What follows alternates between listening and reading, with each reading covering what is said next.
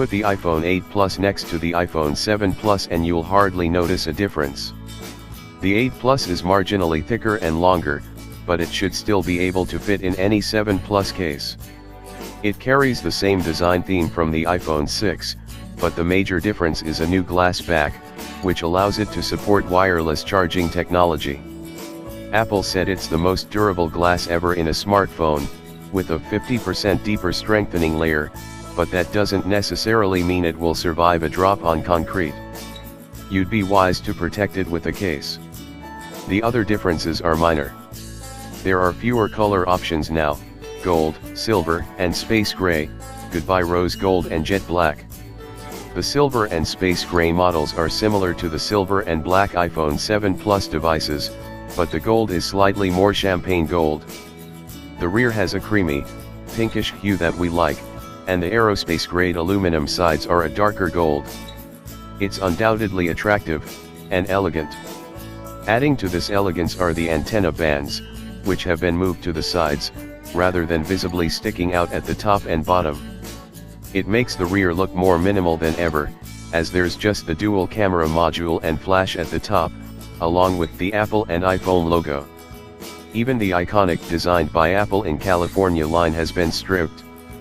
Sadly, the camera still juts out of the frame. Most flagship Android phones have evolved past this camera bump. Why can't Apple do the same? Even the iPhone X has this annoyance. Cameras look better when they're flush with the rear, and it gives us more peace of mind when placing the phone down on any flat surface. The iPhone 8 Plus is noticeably heavier than the iPhone 7 Plus, but not in a bad way. The added heft makes it feel as though the phone won't slide out of our hands. The glass back is smooth and cool to the touch, but you won't feel much of a difference if you're coming from a jet black iPhone. It's still a fingerprint magnet, but at least they're less visible on the gold and silver colors. As usual, you'll find the power button on the right edge, with the volume rocker and mute switch on the left. The force-sensitive home button sits on the front. It may be the last iPhone with a home button, and you'll find a lightning port on the bottom with the speakers. There's no headphone jack again, sadly, but there is a Lightning to 3.5mm headphone jack adapter in the box.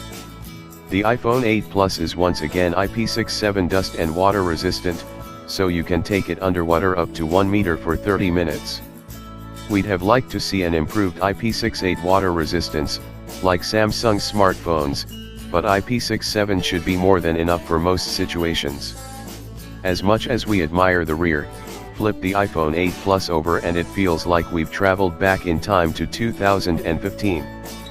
The iPhone X is Apple's edge-to-edge bezel-less competitor to phones like Samsung's Galaxy S8 or Note